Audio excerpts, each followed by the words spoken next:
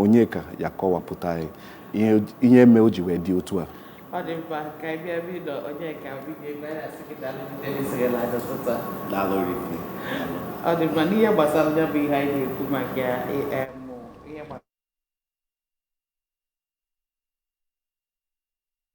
na elotere na ọ dịka ebe lasti na o nwere ọgwụ afọ ọgwụ a na-akpọ ya ọgọmentin ka anyị jezi wee na-afịa jos ọnwebụ ihe na-anya m nọ na o nwee pharmacist mụ ya dị na mma wee fụzia dị ọgwụ nwoke nsi fụchata ego na-ebe ya aghọtasịrị ọm ya ma nsị a biko ya wepụtake n'ọgwụ a ka wepụtazi ego ebe ya wee bụrụ nke na-amata obi.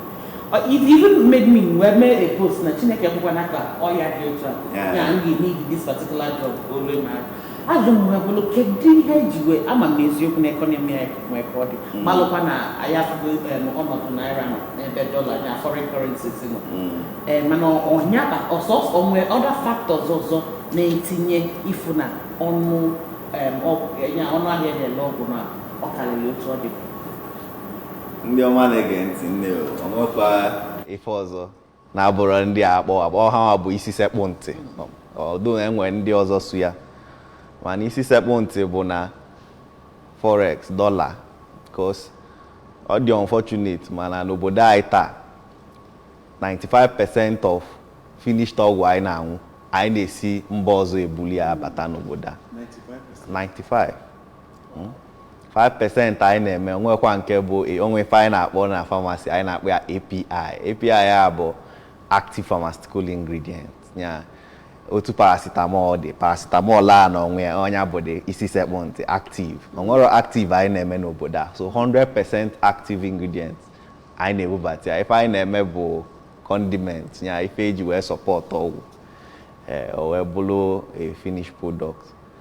So ifo na ebe nsogbu anyị bido ebe nsogbu anyị pụta ife bụ during the COVID mgbe ka anyị kwubu okwu ife a na-akpọ medicine security ọ dịrọ sustainable na abịa n'obodo ọgwụ niile dị n'obodo abụrụ ife si mba ọzọ bubata so anyị abịazịa nwee issue forex supply CBN na-limit how much forex mmadụ ga-eji and businesses all these our foreign producers bido pụba nwayọ also cost of doing business dey high so otu isi kọwa augmentin na ndị na-eme GSK ha apụgo ha nọrọzi na Nigeria so mgbe onye bubatara ji wee bubata wee gbakọ ego ọnụ o ji wee bubata ngwa afịa wee gbakọ ife niile o wee debe onye ọ chọrọ idebie mana ọ bụ na a na-eme ebe a ọ dị far more cheaper so ya mere mgbe ụfọdụ ga-asị gị na 45,000 mkpụrụ ọgwụ 14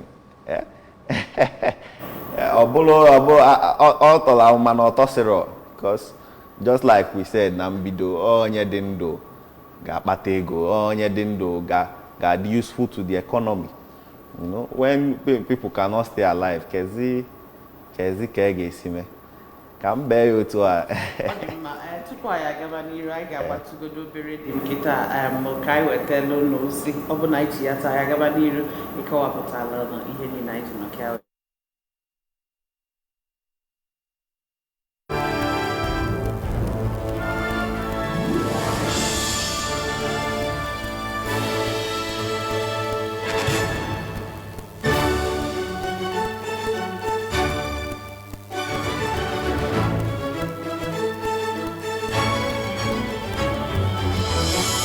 TerraCube, unwrap joy, unleash taste.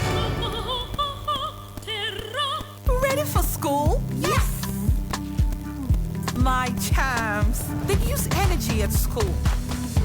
I know because imagine the energy they may have used up to return home distransformed every day. Your champs need nourishing energy. Give them the new and improved Milo at breakfast. It has nutrients that support energy release to help champs get the most out of their active days. Anambra Broadcasting Service, ABS. With delight, we bring you the light that we bear through our illustrious leaders.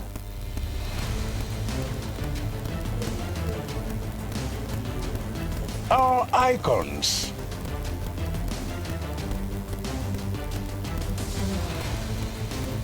our industrious people, our rich culture,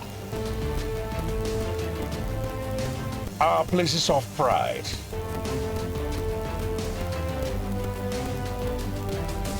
and our mouth-watering cuisine.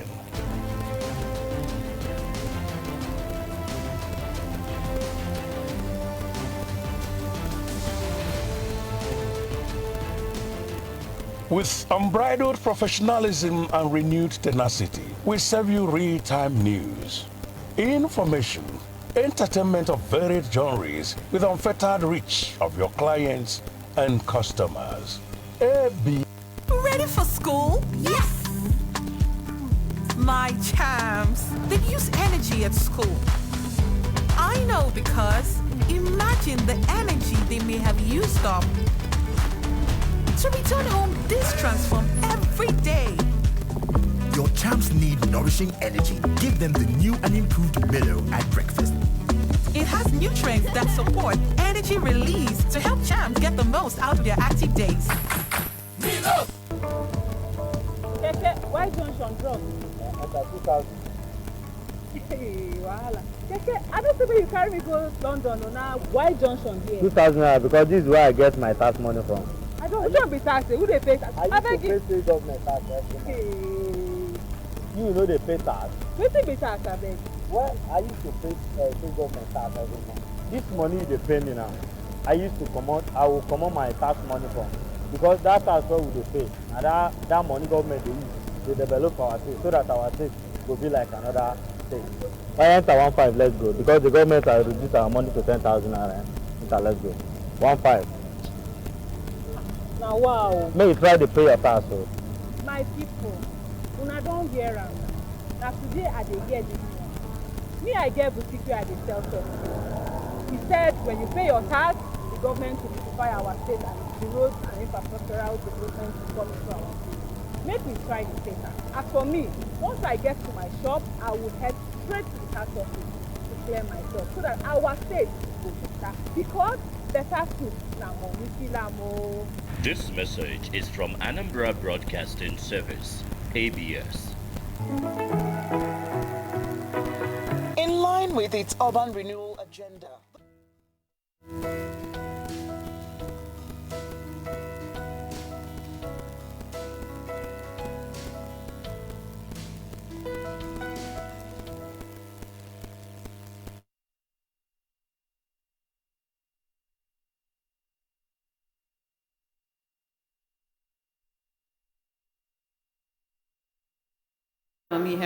Good morning, Anambra.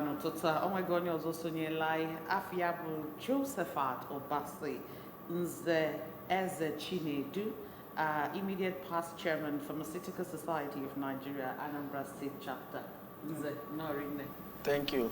Otutu Amandeba. Odima. Inanya Fisio Guine Nebanyanya, Nyabo, Ka Ogwene Legacy Nafiasi, when Nolone watch, Inu Guajo, Lizaka. Ndi onwe kosi wedela enwegi ziki gote muleji wene banyendo hanya I wena kwa mmetụta na enwe ebe nyabo ndị mmadụ no that's the final consumer ndị need le nyabo ọgwụ patients nwe nke ha na-aya maọbụ nke maọbụ nwa onye ha chọrọ igotelu nyabo ọgwụ ka ewe nebanyele anya I nọ nye ka ekutugo to some extent I wena aja ihe kpatalụ ọnọdụ ajụ dị otu a only to guy from soon angle utus radio when I said it was isonye like him kinye tinye tukena ya azu kedu ihe anyị ji wee nọrọ ebe dị otu a kịta n'ihe gbasara ọgwụ odolu m anya na ekonomi anyị ọ bụrụ ọ dịchara mma otu anyị si wee chọ ka ọ dị mana n'ife gbasakwala ọgwụ anụnwa onwe ife ndị ọzọ a na-enejela anya nwere ike isonye wee mee ya bụ ọnụọgwụ ji wee dị ezigbo wee nọrọ n'ukwu ọchị daalụ nnukwu okwu a na-ekwuta maka na ama na onye otu etinyego ọnụ na ụmụ ihe one ma one butelu ya bụ oke ọnụ ọgwụ mana o nwere ebe nsi enejeli anya karịa etu ndị ọzọ si enejeli anya kedu ihe bụ ya na gọọmenti hapụrụ ihe ha kwesịrị ime ka ewelu chekwaba anyị nwa bụ ndị Naịjirịa o welu jọwanyezie njọ etu anyị si wee fụ ya. Kedu ife na-akọwa? Ife na-akọwa bụ na gọọmenti enyerọna ndị ụlọ akwụkwọ mahadum dịka Faculty of Pharmaceutical Sciences na different states and nke federal gọọmenti nwe backing, financial support, grants ka enwee ike inyochapụta ọgwụ ndị a ndị multinationals a na-ananụ na-eme. Ihe niile anyị na-egi ego. Active pharmaceutical ingredient anyị na-egi ego. Expients bụ ụmụ ngwa ife ndị eji were eme ọgwụ wee gbagote maka ị na-anụ for instance paracetamol asị 500 mg ịba na lab ji imejọ ya afụ na ya achịdo ụmụ ya n'aka, mana o nwere ụmụ ngwa ihe ndị ọzọ a na-etinyecha n'ọgwụ like starch, acacia, ụmụ ife ndị a abụọ kọọ ya up ka mmadụ wee nwee ike ịṅụ ya. Ihe ndị a niile enwesịrị ebe ya esi nweta ya na Naịjirịa, mana enwere ego a na-eweje dị ya. O wee bụrụ ya bụ nọọ ofu nnukwute ihe so welu bute ụdị ọnọdụ a kpatara na ndị ofesi na-ana ndị be anyị na-ebe akwa na anyị na-ebe akwa ego ọnụ ọgwụ niile na-agbago na-alị n'elu. Ọ dị njọ dat na ije si ka igote ọgwụ tata chigata echi ilesi ya ife ahụ ilere ihe egote nwurozi ife ilere ya itinyegokwa mmaji wee lee mana ihe egote nwurozi ya o wee bụrụ ihe mwute. Ọ ya bụ ebe anyị na-egebela anya maka a sị na anyị ịkpa nkụ n'ọkọchị enye anyị n'udu mmiri, mana Naịjirịa akpaghabeghị nkụ n'ọkọchị, o nweghị nkụ anyị anya n'udu mmiri ka obegodo nnọọ na-etu a. Dịka isi wee kwu ịkọwalụ si na gọọmenti aka etinyere anyị ndị pharmaceutical society ma ndị pharmaceutical sciences department nọ na mahadum dịgasị iche iche na ha kenyere ha ezi nkwado iji wee fụ na onwe nke emepụtara maka na some of the raw materials e ga-eji wee mepụta ihe a na ọ dị n'obodo anyị bụ Nigeria. Ajụjụ m wee bụrụ dịka otu ọnụnwa bụ society ya Pharmaceutical Society of Nigeria, unu nọ na ya bụ ọgbakọ unu bịa together wee sị ka unu nọlụ bit of patronizing these people to the health dangers fanwe. Daalụ dị ajụjụ ya ọ masị alụ. Ife dị na herbal medicine, herbal medicine bụkwanụ a na-akpọ ya herbal mana otu nna nna anyị fa ihe a na-akpọ ya bụ agụbago ọdịnala aka wee luo aka wee luo anyị nwa aka mana otu fa si agwọ onwefọ ya in times past. Mana just like you pointed out, problem ọ na-enwe bụ number one, dose. Onwero dose apụtasị gị gbala ofu shot nke nwụọ. Then abịakwa ife anyị gụkwa na pharmacology na school ghọta na ihe dị n'ime akwụkwọ enwere ike ọ bụ na ọnya ka apịchapụta ife erika. For example, o nwere nke anyị na-agụ bụ asị na o nwere both quinine na quinidine. Quinine bụ nke bara ulu, quinidine bụ nke na-egbu egbu. So combination ha bala na-adịba ọ na-ele isi na abụọ anọ ya. Ọ bụrụ today ka anyị bido otu a ka anyị si eje na redio ma TV ma ebe ọbụla anyị asị inwekwara nsogbu with anything drugs, the first person ikwesị approach bụ your pharmacist. Oyibo asị na dị ubiquitous. O nwere mgbe pụta from your neighborhood ịma mfu a nearby pharmacy ị ga-asị ọgwụ a nchọrọ ịnwụ kee ka ọ dị. anyị adịrọkwa against herbal drugs. Let me surprise you. In short, o nwere course anyị na-agụ na school as pharmacists, afia bụ pharmacognosy, mkpọrọgwụ na mkpa akwụkwọ. We believe that herbs contain otu Chineke si wee chinyela anyị aka ka anyị wee na-agwọ ụmụ ya dị iche iche, mana ihe afụlele onye ma maka ya. And unfortunately, maka ife isi ike and ife anyị na-discuss today, high cost of modern drugs, ndị mmadụ eje na TV na-awọli mmadụ ibefa sifa na nke a na-agwọ nke a na-agwọ pile na-agwọ ifefe amarọ maka ya. Ewelu maka ego onefa ga-ego mkpụrụ ọgwụ mebi ego hafilu na a ga-achaji fa na pharmacy. Eweli ya wee na patronize ndị a ife ife dị njọ na-akawe njọ, which is too bad. And otu I know now, we continue speaking against, don't self-medicate. Go to a pharmacy. Where tinye ndị a na-emepụta the ọgwụ the mgbọrọgwụ ọfụma so as to probably guide them ka nwee to maybe because another thing ihe n'anya bụ the hygiene that process eji prepare this ọgwụ, how decent, how hygienic can the process dịcha. These are the iyi na-ekwu bụ onye ọ bụ isiokwu a. Mana unfortunately onye amarọ maka ọgwụ amarọ maka ọgwụ. Ifeọm go association ị ga-akụzibele onye a ka Obi is a boy na Ada is onye gụrụ akwụkwọ mara ife dị na ya.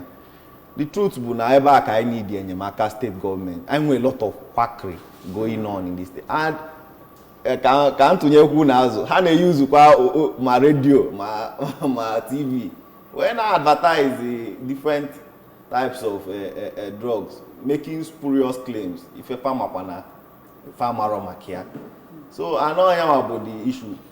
Quackery enwero or is it all or nothing? Ade mele ebele ade imaro if you certified to speak about, you shouldn't or borrow your field.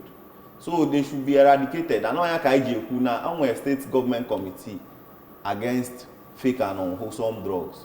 I know Biko Governor Soludo ka committee a lusibolu ike. Ndị anụwa the Aimana ha na-enye nsogbu na system ka ewepụ fa. Then for ndị na-ejiri ego, that is the beauty of Asha. Personally, is a personal thought, man. I feel Asha is the best state government run insurance agency in the country right now.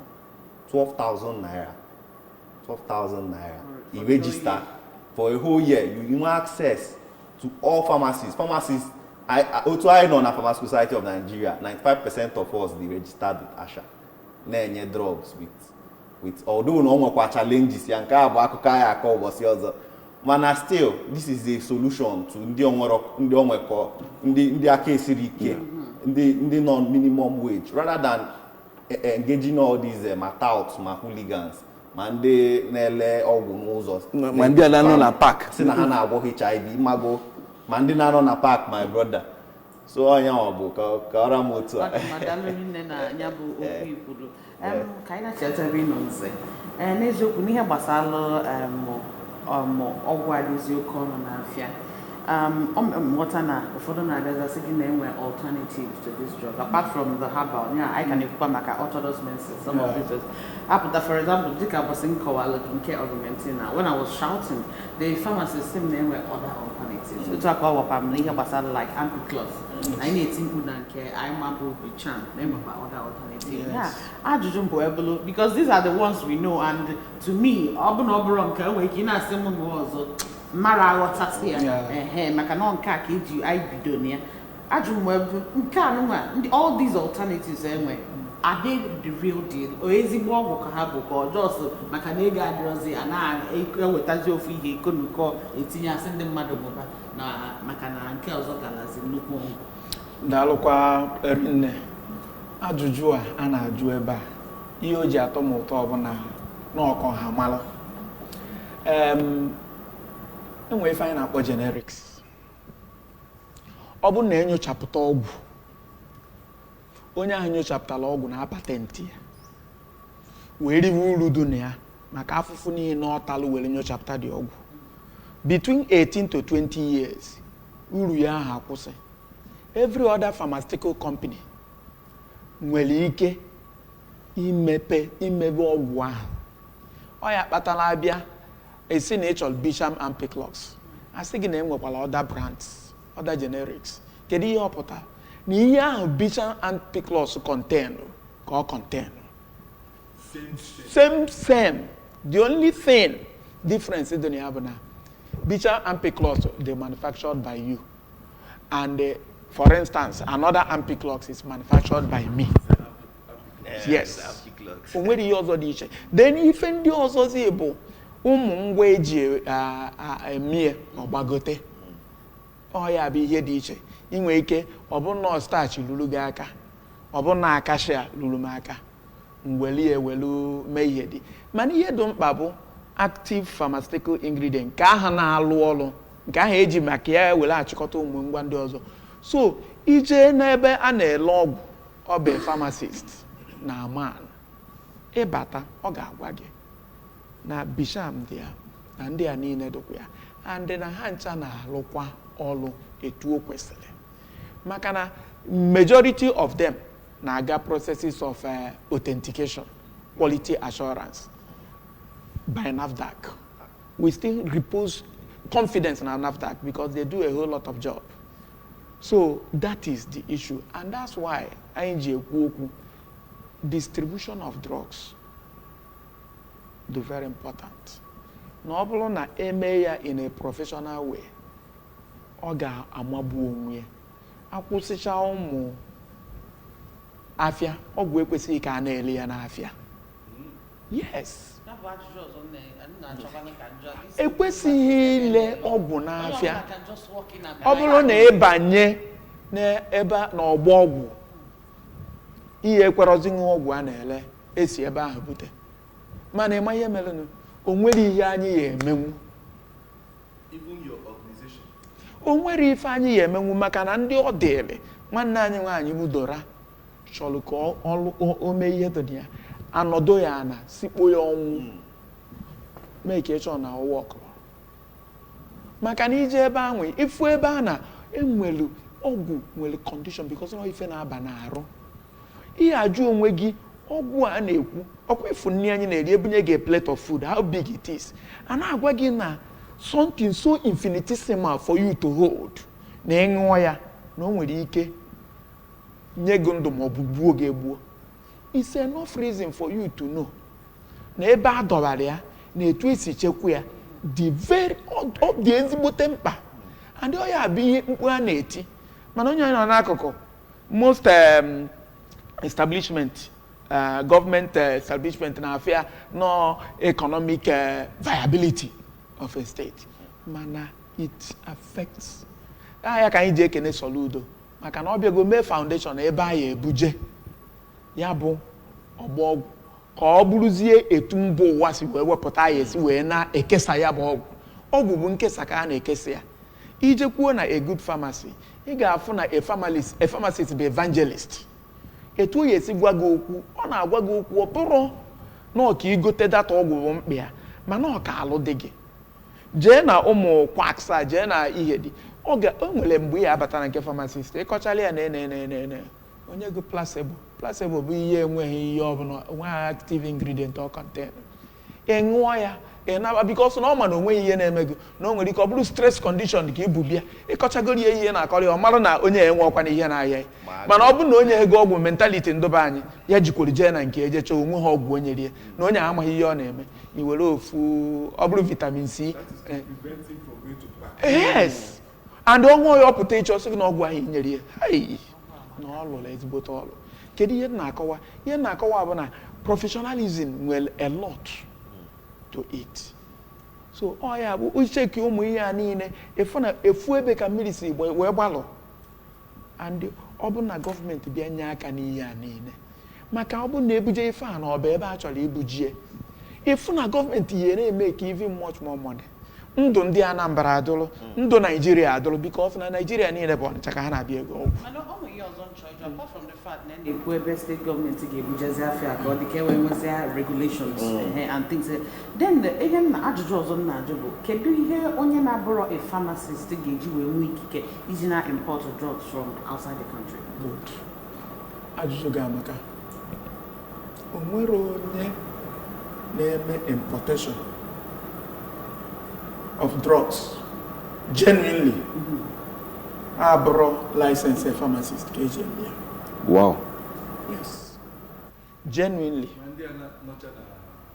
So how can they use a pharmacist? Because you can enter into business agreement with anybody. The only thing is that they practice. They follow that professional laid down procedure. So anybody, if you have money, you can get services of a pharmacist. Then, only family, only any wrong importation. the person that is held responsible is who? The pharmacist, the superintendent pharmacist. So upon that, the law ọfụma ọsọ gbara ihu ya agba azụ maka na somehow my government ma ndị mmadụ dị involved n'ihe n'anya.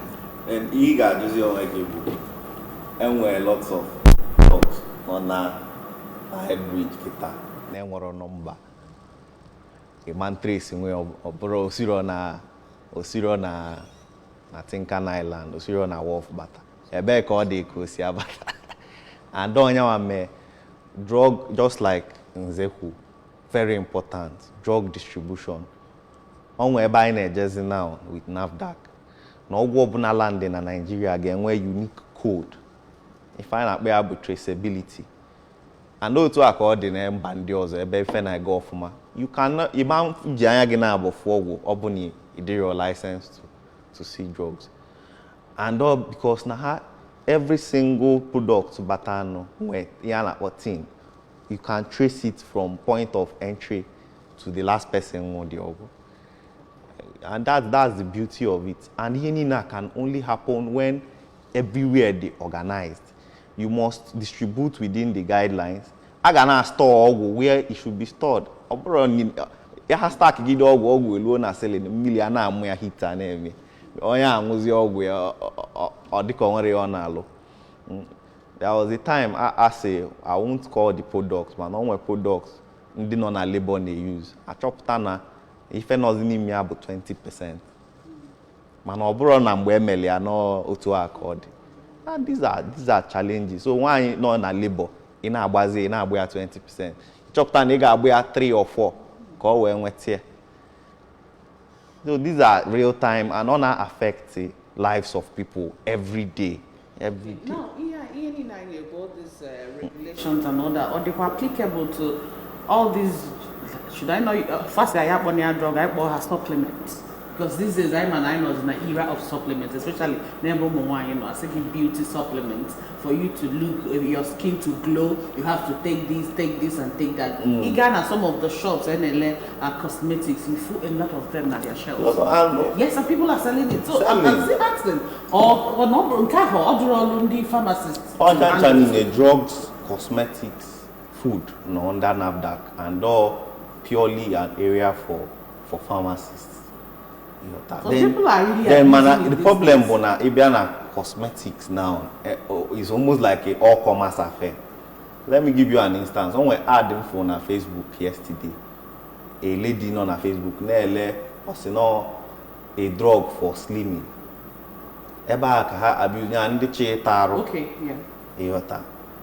Or package one brown looking tablets, capsules. No number. Where and then I were training for that. So I needed to be careful as the populace. Very careful. I'm on Nanzege who one or two things about it. I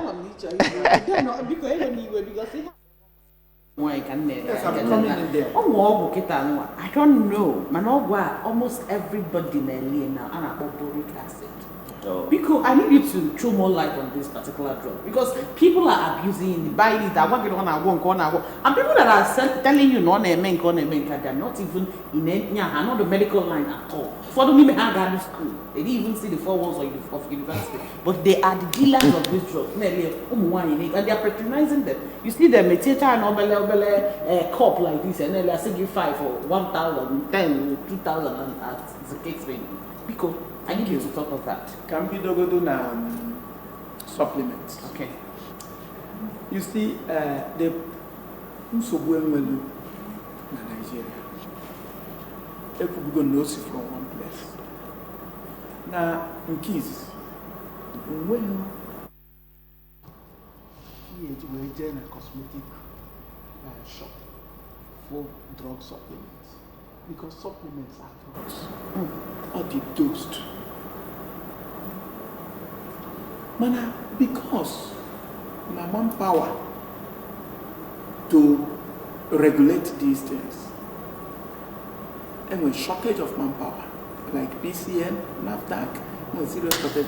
So even at cosmetics now, mostly in Onitsha, it is on a filter now, a little more clever.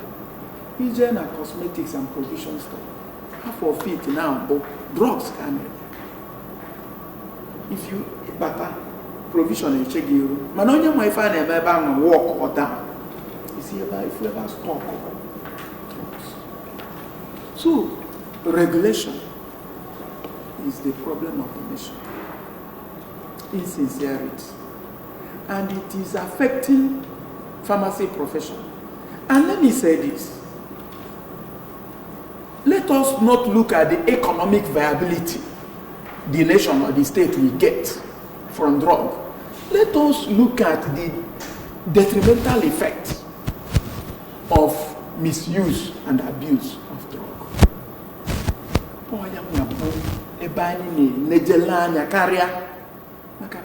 All these things are abuse. Like this boric acid.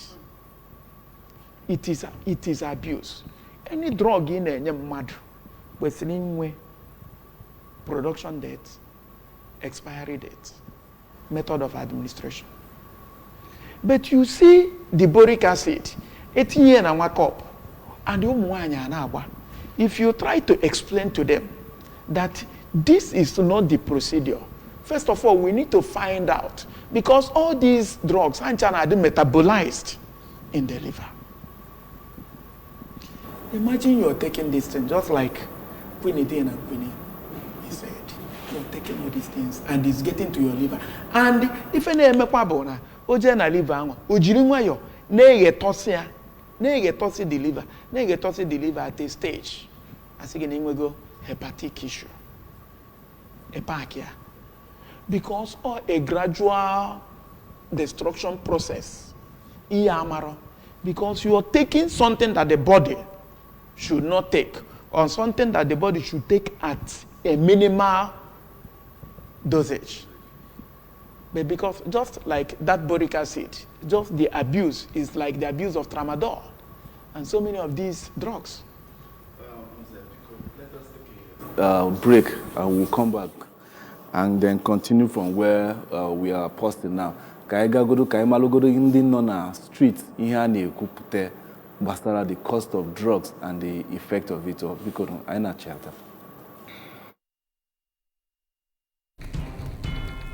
Great news for Anambra Broadcasting Service ABS audience. You can now watch ABS television through any of these ways. Buy a terrestrial antenna and connect to your television. Search ABS Channel 24 Oka or ABS Channel 27 Onitsha. Install StarTimes cable decoder and search ABS Channel 113. Install Metro Digital cable decoder and search ABS Channel 29. Watch ABS TV on your smart TV or smartphone by downloading Anambra Broadcasting Service app on Google Play Store. Also watch via ABS Facebook page at ABS Radio Television and ABS YouTube page at ABS Television Oka. ABS TV is now also on satellite. You can watch us from anywhere in Nigeria and other African countries. Simply install our TV decoder brand and tune to channel 315, or install any free-to-air satellite decoder and search for ABS TV. Whichever option you choose, stay abreast of breaking news, documentaries, children's shows, talk shows, comedy, sports, movies, and lots more on your darling TV station. For adverts and program sponsorship, contact 0803-388-8526 or 0806-883-9902. ABS, Heartbeat of the East.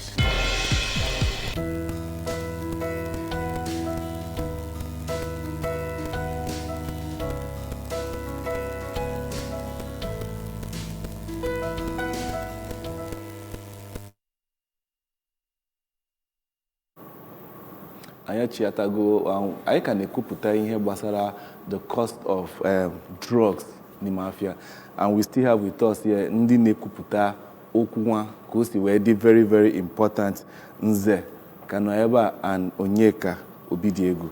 Because before I got to now that little commercial break, onwe bụ ihe na-ekwupụta maka that professionalism towards arresting these issues I in which with Ndineme importation and then the people that are backing them up. Please, can you go further? Let's get to round up because of time, Adiro. Yeah, the professionalism they adhered to it. One, a non-pharmacist can be a partner in pharmaceutical business. Okay. But management of that pharmacy, distribution of drug, is solely the work of a pharmacist. Even the CEO has no right to interfere with the pharmacist's decision. He forced on an Mana because these nations were there, some pharmacists are more qualified. What do I mean? Some pharmacists may just stay because of laxity of the nation. He doesn't even know when a product is imported. And well, classes of them that doesn't know because he is a partner, but because the regulators also are not doing their work, then if that laxity on part of some pharmacists, that's very infinitesimal amount of it. That is a battle we are fighting. Then on the part of the partners, you find out that they can even go behind you, liaise with whoever they can liaise, and get these things in, even without the knowledge of the pharmacist.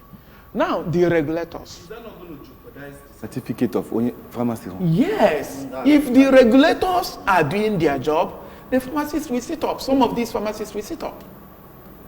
But the regulator himself, who allowed the product into the country, Osinenu Weda, or Polikri Webatabanya, or Madu, pass there. If Namini Sinisi Webal, Mako, I open a laxity on the part of pharmacists. Then, the regulators say, GDA, I told you, can the pharmacist with this company? And when pharmacists are like, you lose license. If you lose your license, your certificate and every other thing makes no sense. Man, because now, a collaboration between Indian MIFA and the regulators. And look at the fourth, if not in thousands, in millions, and area in this country. So who is to blame? The regulators have to do their job, and government has to come in, make sure the enabling environment. Pay these regulators very well, so that they don't look for chua, because these are part of the things in the medicine. And then PCN also are doing their best. Then they will also sit up in their own, even NDLA. So in a say, almost everybody be an accomplice. Now, why we find ourselves in this situation? That is why our life expectancy, people should carry studies on this. Afu na oburo no nya no gielugo. No, if and when it comes to drug, that's why drugs, poison. Drugs are poison. And it ceases to be a drug when the harmful effect surpasses the beneficial effect. Drug can, tomorrow anybody can say this drug, because every drug synthesized, the orthodox, they have side effects. And that takes me to when you were asking my colleague about traditional medicine and then a kucha and ogwan all those things. My dear, that is what pharmacists are clamoring for. Now, equally standardization. All these things, finally, if I tell you that their claims are wrong, I might be wrong. But the issue that they need is standardized, yeah. Saving a quantity, is no one, okay, my name may be a million overdose. So everything, government should give grants to pharmaceutical industries, to pharmaceutical sciences and some universities to look into this and do what? And give us the best that can help us. So that at the end of the year, you know, if I'm not 60, 70, I still on the way kidney problem, on the way. What is causing it? What is causing it? I still not near enough processed food. Processed food is part of it. It's part of it. I've come to realize that if you are on natural diet, most of you will have no story to tell. So All about professionalism no fair. The profession, the government, the regulators, all hands must be on deck. Can you be do correct if India? Even if it's on the internet right for so many these things, it's even costlier than the orthodox medicine. Yeah. The cost is even higher than orthodox medicine. So what are we talking about? Why can't government support pharmacists to synthesize this, to standardize this, and then as consumers, sorry to cut you, as consumers, you must reach out to credible sources. Just like I said, is your health, nobody can protect you more than yourself, you know. So Obonaro Yabagi, Inwe Karu Sidigi, on a campaign I made last year, say know your pharmacist. So he said your pharmacist is the most friendliest health practitioner you can have, because he got a question or check KBP number without any ₦1. So you must know all the boric acid you raise. Boric acid and they use it for yeast infections. You can use it for cosmetics. Even babies name with that parash. But boric acid can they use? And it always in the nature tablet and I no baka smooth skin. If you know mad be fair, tinigwa omoa amarom crazy create room na boric acid na smooth skin and imo abo ha cho echawapo. Okwotu a or gazia viral, NATZ, mana granules, mana capsules. If you go wrong information, bad news, because KKC here, you know, and Wi-Fi or seller, the mado join the bandwagon. Yes. Meanwhile, in health professionals close to you, you can always go to and say, Pam, how is this thing taking? Oga balumulu, kege si mefa. If I have a health plan, you discuss with your health practitioner, a chart a plan. It's not what applies to me. What applies to me cannot apply to anybody else. When you're with different constitutions, or so please, as consumers, I need the and wanted the right information from your doctor, your pharmacist, a registered health practitioner. All right. Well. No, before, I just want to ask Nze one question before I answer. You said earlier on that all the things I need in these drugs did not bodanya, like starch that is gotten from cassava. But we have the land to plant these things. So what is government doing, or what is PSN doing in order to make sure that there's a particular area of the country that plants these raw materials for your pharmaceutical companies? Because take it or leave it, we can't totally depend on Augusti office and Anambra, because the economy of the country is not even saying anything, and then we have the raw materials. So what is your organization doing in order to make sure that we nip this at the bud before time? Okay. The problem is misappropriation of funds. That's all the problem. Let me give you an instance. In Cross River State, one of the past governors, Governor Duke, had a palm plantation.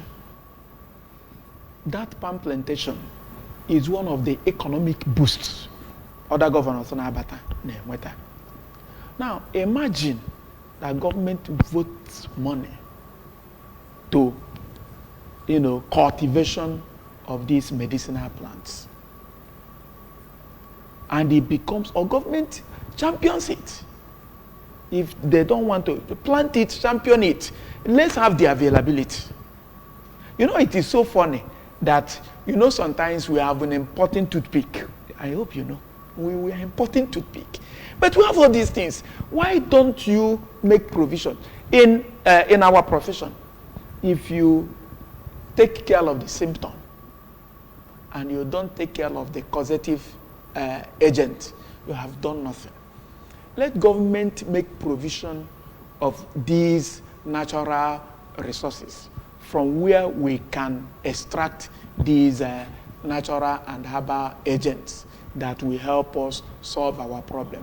And if it is done, can the Ochana Nabanya native Makanani and we are handy.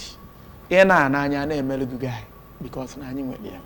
And So- just to add a sentence, The state government manufacturing hub Noboji, it was commissioned. Yes. Man, we have factors of production. For example, Nchimepe plants na paracetamol. And when Stephen Eliego, number one, that land is one of the biggest factors which Governor Soludo has done, which is very beautiful.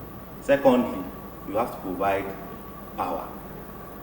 You will not believe how much Joel pays Negoko, you know, Ego Diesel, because of Quadron industrial line. So factors of production are important, and this contributes to a capitalist. I'm spending more on if a government supposedly provide. It's not right. But if government provides, Oboji is the beginning. Organize the place and where uniform a water treatment plant and where power. When you an average pharmacist, their passion to produce drugs will drag you there and build something. I wish I can wear time because I'm not can wear so many things I try to make. I cannot believe that because I wear another segment, that's the sports segment in our breakfast TV show this morning.